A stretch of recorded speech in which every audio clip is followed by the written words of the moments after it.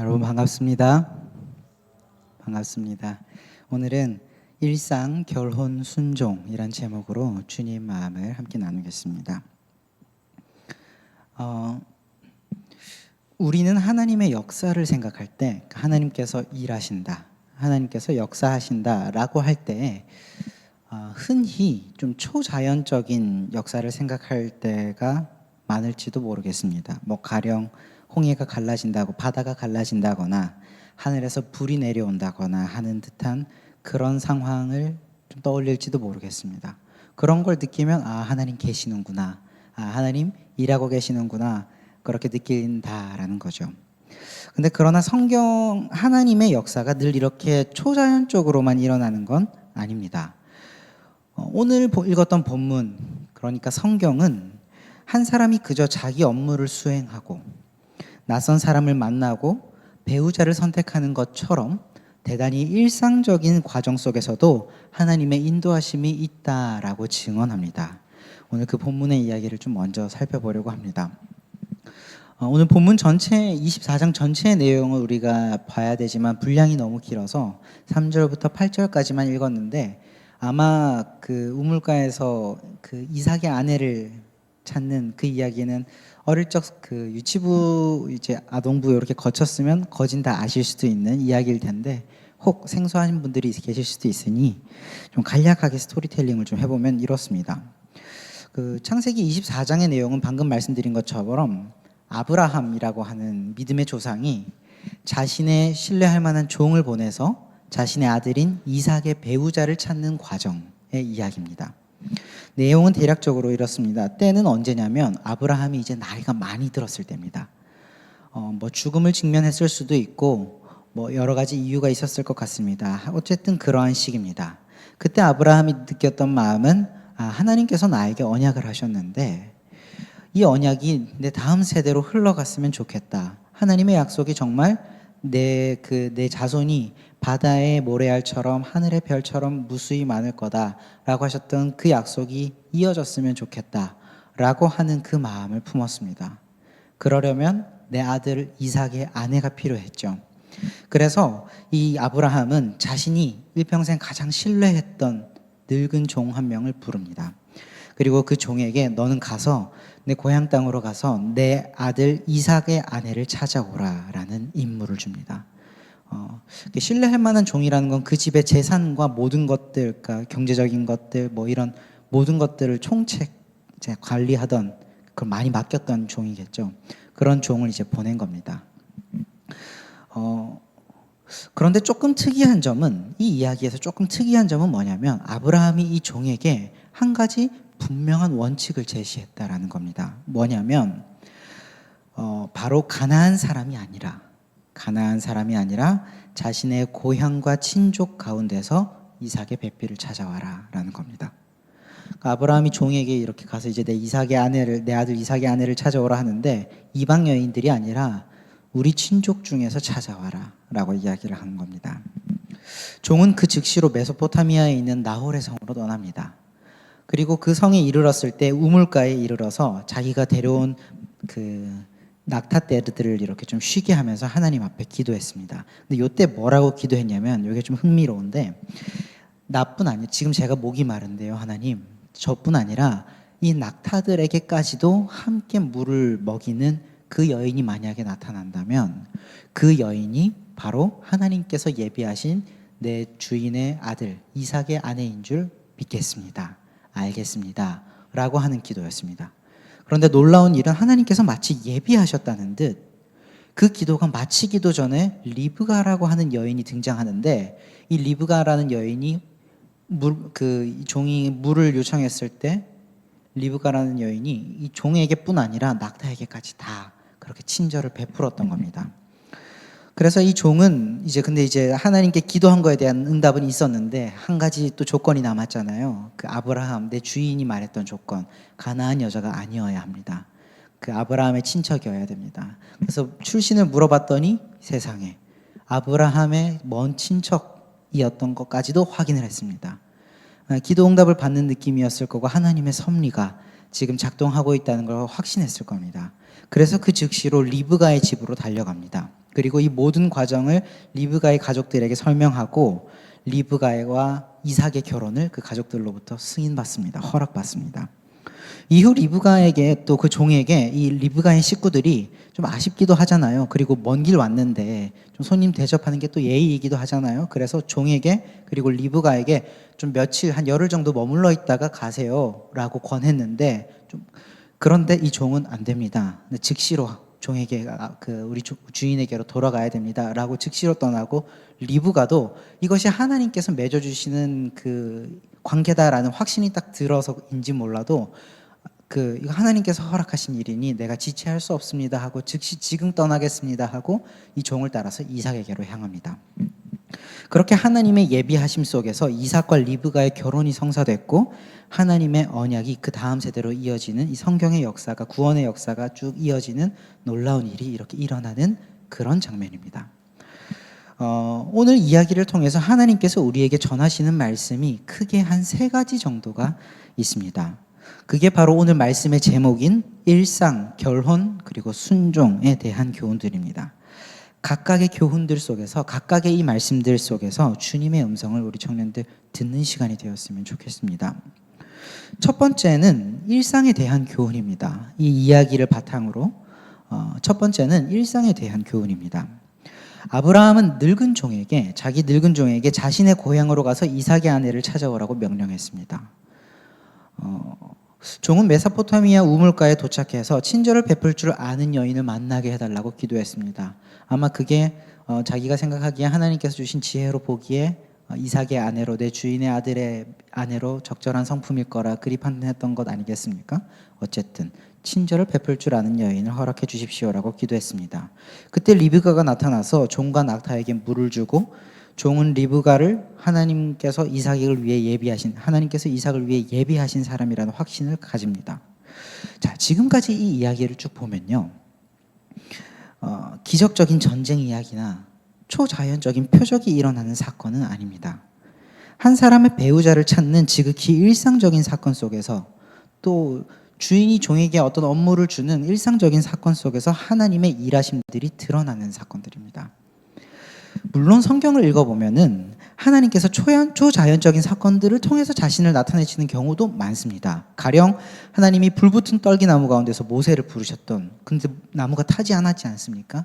그런 사건들, 또 홍해를 가르셨던 사건들, 엘리야의 제단에 드리는 제사에 하나님께서 하늘에서 불을 내려주셨던 그 850명 그 거짓 선지자들과 이스라엘 보는 모든 사람들 앞에서 하늘에서 불이 떨어진 사건들, 이런 것처럼 초자연적인 방식으로 하나님 역사하기도 하셨지만 그러나 언제나 이렇게 초자연적인 방식으로만 역사하시는 건 아닙니다. 오히려 성경은 오늘 본문처럼 일상적인 사건 속에서 체험되는 하나님 또한 풍부하게 증언하고 있습니다. 가령 오늘 본문처럼 주인이 종에게 임무를 주어졌던 사건, 그리고 종이 자신의 업무를 수행할 때 틈틈이 자신의 지혜를 의지하지 않고 하나님께 기도하면서 하나님을 의지했던 순간들, 그리고 리브가와 그녀의 가족들이 낯선 사람의 말을 하나님의 음성으로 듣고 하나님의 인도하심으로 믿었던 이런 순간들, 이런 그 순간들처럼 일상적인 순간 속에서 하나님은 자신을 사람들에게 느끼게 해주시더라라는 겁니다. 그러니 이 말씀 속에서 우리가 얻을 수 있는 영적인 교훈은 무엇인가 하면 배우자와 진로 혹은 직장과 재정, 인간관계나 가정 문제처럼 우리가 겪는 수많은 일상적인 문제들이 있습니다. 이런 주제 속에서, 이런 문제들 속에서 하나님을 찾는 것이 대단히 성경적이다라는 이야기입니다. 혹자들은 그렇게 이야기할지도 모르겠습니다. 그 위대한 하나님께, 전능하신 하나님께 고작 우리의 사사로운 그런 일들을 구하는 게 조금 아이러니다라고 이야기할지도 모르지만 그건 성경적인 말이 아니라는 겁니다. 우리의 일상적이고 지극히 가까운 주제들, 그것을 하나님께 구하는 것이, 그 주제들 앞에서 하나님을 찾는 것이 성경적이다라는 겁니다. 우리의 신앙생활이 그러해야 합니다. 또한 이 같은 상황들을 놓고 하나님께 도움을 구하는 것 역시 하나님께서 기뻐하시는 일이다, 성경적이다라는 거죠. 그러니 우리 이런 기도도 하나님께서 들으실까? 이런 기도도 해도 되나? 라는 스스로의 검열에 빠지지 않았으면 좋겠습니다.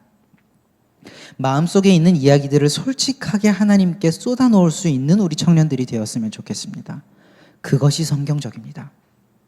그리고 어쨌든 나에게 가장 좋은 거를 주시기를 원하는 하나님이심을, 하나님께서는 우리에게 주님 그렇게 말씀하지 않으셨습니까?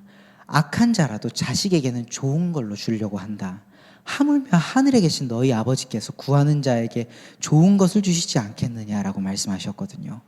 우리에게 좋은 거를 주시려는 분이 하나님이십니다. 그 사실을 좀 신뢰하면서 주어진 시간들을 지나갔으면 좋겠습니다. 그러면 먼 훗날 우리도 이 종이 고백했던 것처럼, 아브라함과 이삭과 야곱이 고백했던 것처럼, 믿음의 조상들이 고백했던 것처럼, 아, 하나님 살아계십니다 라는 그 고백을 하게 될 날이 올 거라 확신합니다. 이게 첫 번째, 일상에 대한 교훈이었습니다. 두 번째는 결혼에 대한 교훈입니다. 구약 성경에는 성경을 읽어보면 이렇게 유사한 양식의 이야기 폼들이 좀 있습니다. 그 중에서도 구약 성경에는 우물가에서 배우자를 만나는 이야기가 반복적으로 등장합니다. 창세기 24장 오늘 본문에선 아브라함의 종이 우물가에서 리브가를 만났고, 또 창세기 조금 더 읽어보면 창세기 29장이 나오는데, 창세기 29장에 가면 야곱이 하란의 우물가에서 자기 아내인 라헬을 만나는 이야기가 나옵니다. 또 출애굽기 2장에 보면 모세는 미디안 우물가에서 십보라와 그의 자매들을 도와준 일을 계기로 십보라와 결혼을 하는 이야기가 있습니다. 이 이야기들은 모두 낯선 지역의 우물가에서 만남이 이루어졌고, 그리고 결혼으로 이어진다는 공통점이 있습니다. 이런 이야기 형태들이 있는데, 그런데 오늘 본문인 창세기 24장, 이삭의 아내, 이 창세기 24장의 이 우물 이야기는 조금 특별하게 이삭의 아내를 가나안 여인이 아닌 아브라함의 고향의 여자들 중에서 찾으라라는 이 지침을 좀 강조하는 이야기입니다. 다른 이야기들이랑 좀 차별성이 있습니다. 그러니까 특별히 좀 강조하고 싶은 메시지가 있는 거죠. 모세오경 전체 창세기니까 모세오경이지 않습니까? 모세오경 전체의 맥락을 고려할 때 이 이야기는 단순히 혈통 보존을 위한 명령이 아니라 신앙의 순수성을 지키기 위한 지침입니다. 이는 특히 그 신명기의 명령과 일맥상통한데, 우리 신명기 7장에 보면은 그 가나안 민족과의 혼인을 금지하는 이유에 대해서 이렇게 밝힙니다. 그들이 이스라엘을, 그러니까 가나안 민족과 결혼을 하게 되면 어떤 일이 일어나냐면, 하나님께서 가나안 여인들이랑은 결혼하지 말라 그러셨거든요. 이스라엘 민족들끼리 결혼하라고 하셨는데, 가나안 민족이랑 결혼하면 어떤 일들이 일어나냐면 그들이 이스라엘을 유혹해서 여호와를 떠나 다른 신을 섬기게 할 수 있기 때문이다 라고 하는 우려를 표명하셨습니다. 그러니까 바꿔 말하면 신앙을 공유하지 않는 상대와 결혼을 하게 됐을 때에 너희들의 신앙이 위태롭지 않겠느냐, 위태로워질 잠재성이 있지 않겠느냐라고 하는 우려입니다. 경고입니다. 이처럼 성경은 신앙이 훼손될 잠재성을 엄중하게 경고하고 있습니다. 성경이 대단히, 이건 신명기 전체, 그리고 이미 창세기에서부터도 그거는 엄중하게 경계하고 있는 부분이었습니다. 그러니 이거는 사실 우리가 이 경계는 좀 흘려들으면 안 되는 경계입니다. 결혼은 단순히 두 사람이 감정을 나누는 일이 아닙니다. 부부라는 거는 삶의 방향과 가치관, 그리고 인생의 목표와 목적, 그리고 인생의 어떤 모양들을 함께 결정하는 대단히 다른 공동체랑은 비교할 수 없을 만큼 끈끈하고 강력한 연대력을 가진 공동체입니다. 부부라는 거는. 달리 말해 동일한 신앙을 공유하는 관계다라고 이야기할 수도 있습니다. 이 동일한 신앙을 공유한다는 거는 기독교인이 결혼하면 기독교 신앙을 공유한다 정도의 이야기가 아니라, 그것이 기독교 신앙이든 타종교의 신앙이든 아니면 성공에 대한 신앙이든 아니면은 이념에 대한 신앙이든 여러 가지 마치 신앙처럼 사람들이 붙잡고 살아가는 어떤 대상들이 있는데, 그 신앙, 가치관, 세계관이 공유될 거라는 이야기입니다. 그 신앙의 진위 여부를 떠나서 어떤 내용이든 부부는 신앙을 공유하게 됩니다. 신앙을 공유하는 관계라는 의미입니다. 그러니 배우자를 놓고 고민할 때 동일한 신앙의 유무, 그러니까 동일한 신앙을 가지고 있는가를, 이 기준을 후순위로 미는 거는 안 된다라는 얘기입니다. 그러니까 우선 고려해야 된다는 얘기죠. 이것만 고려해야 된다고 얘기할 수는 없을 겁니다. 별로 현실적이진 않죠. 그러나 최소한 우선순위에는 반드시 두어야 한다는 게 성경의 지침입니다. 물론 그 신약을 읽어보면 바울의 권면에 비추어 볼 때 이미 믿지 않는 배우자를 가지고 있거나 이미 믿지 않는 사람들과 교제하는 사람들도 있습니다. 그런 사람들의 경우라면 이미 형성된 관계에 대해서는 책임과 의무를 다하는 것이 바람직하고 마땅하다고 바울은 또한 이야기를 합니다. 다만 이러한 어떤 지침들은 사실 이미 형성된 관계에서 의무와 책임을 형성하고 그리고 그 관계를 보호하기 위한 어떤 일종의 사후 권면의 격이지, 아직 결혼과 관계가 열려 있는 사람들이 신앙의 차이를 가볍게 여겨도 된다는 내용은 아니라는 이야기입니다. 바울의 지침들이. 그러니 신앙의 유무, 동일한 신앙을 공유하고 있는가는 우리에게 중요한 기준이 되어야 마땅합니다. 그러니 배우자 기도를 할 때에도 여러분, 좋은 사람을 우리 특별히 아직 좀 기간이 많이 남았지만 우리 대학생들도 배우자 기도를 좀 했으면 좋겠습니다. 미리미리 기도를 할 때 좋은 사람을 만나게 해달라는 기도를 넘어서 그것뿐만 아니라 나와 동일한 신앙, 기독교 신앙을 분명히 가지고 있는 사람을 만나게 해주십시오 라는 기도를 좀 미리미리 했으면 좋겠습니다. 그리고 실제로 여러분도 그런 사람을 찾으려고 애쓰셨으면 좋겠습니다. 기독교 신앙을 바르게 가지고 있으면 그냥 교회 다니는 사람 아니고요. 기독교 신앙을 바르게 가지고 있으면 좋은 사람입니다. 기독교 신앙을 가지고 있는데 예수님을 따라 살겠노라고 결단한 사람이 어찌 좋은 사람이 아닐 수 있겠습니까? 물론 인간적인 눈으로 볼 때 연약함들이 보일 거고 모난 부분들이 보이겠지만 그 사람 안에는 근본적으로 어떤 메커니즘이 있냐면 예수님의 말씀 앞에서 자기를 부인하고 하나님을 닮아가겠다라고 하는 회개의 메커니즘이 있기 때문에 그 사람은 변화의 가능성이 큽니다. 그러니 기독교 신앙을 가진 사람들, 올바른 기독교 신앙을 가진 사람들을 만나게 해달라고 꼭 기도하셨으면 좋겠습니다. 이것이 두 번째, 결혼에 대한 교훈입니다. 세 번째는 순종에 대한 교훈입니다. 오늘 본문의 이야기는 이삭의 배우자를 찾는 일이 하나님의 뜻이라는 전제 위에서 이 이야기가 쭉 전개됩니다. 그 과정에서 종과 리브가의 태도가 일관됩니다. 종과 리브가라고는 등장인물이 있지 않습니까? 근데 이 두 사람의 태도가 일관됩니다. 이것이 우리에게 교훈을 주는데, 종은 아브라함의 명령을 받은 뒤에 지체하지 않고 그 길을 떠났습니다. 그러니까 아브라함의 명령이 단순한 아브라함의 명령이 아니라 하나님의 언약을 대를 이어나가기 위한, 하나님의 언약이 대를 이어나가게 만들기 위한 어떤 하나님의 계획의 일환이었거든요. 그러니까 종은 이 아브라함의 명령을 단순히 주인의 명령 이상으로 생각해서 하나님의 어떤 사명이라고 여겼을지도 모르겠습니다. 어쨌든 그런 이미지 속에서 이 종은 즉각적으로 반응했다라는 겁니다. 그리고 리브가의 집에 도달했을 때에도 대접받기를 누리기를 거부하고 자신의 임무를 먼저 설명하고 지체하지 않고 그 임무를 완수하기까지 멈추지 않았습니다. 리브가 역시 가족들이 며칠 더 머물러 있으라고 요청했을 때에도 종이 지체하지 않고 내가 하나님의 뜻이니 즉시 지금 떠나겠습니다 라며 지체하지 않고 떠났던 모습들을 보여줍니다. 그런 태도들을 보여줍니다. 이 이야기는 어떤 교훈을 주냐면, 하나님의 사람들이, 신앙이 있는 하나님의 사람들이 일상 속에서 하나님의 뜻과 명령이 무엇인지를 만약에 인식했다면, 일상 속에서 하나님을 믿는 사람들이 일상 속에서 하나님의 뜻이 무엇이다라고 인식을 했다면 그때에는 망설임이 없어야 한다라고 하는, 그때에는 망설임이 없어야 된다라고 하는 태도적인 지침을 우리에게 제공해 주는 겁니다. 일상 속에서 하나님의 뜻이 무엇일까를 고민하는 단계가 있을 수 있습니다. 아직 잘 모르겠다. 이게 하나님의 뜻인지 저게 하나님의 뜻인지 아직 판단이 잘 서지 않는다라고 하는 단계가 있습니다. 그때는 고민하고 기도하고 공동체의 조언도 구하고 신중해야 할 겁니다. 그때까지는 정말로 신중해야 할 겁니다. 하지만 하나님께서 원하시는 바가 무엇인지 만약 분명하게 깨달아진 후라면 그때에는 계산보다 순종이 우선해야 할 때입니다. 그때에는 계산보다는 순종이 우선해야 할 때입니다. 하나님의 뜻을 충분히 분별하고 하나님의 그 방향이 하나님의 뜻을 충분히 분별하고 그 방향이 말씀에서 어긋나지 않았다는 사실을 확인한 뒤에도 이게 하나님의 뜻이라는 게 확실해졌음에도 불구하고 결정을 계속 미룬다면 그거는 신중함이 아니라 망설임일 겁니다. 리브가가 과감히 떠났던 이유는 미래의 결과를 보증받았기 때문이 아니었습니다.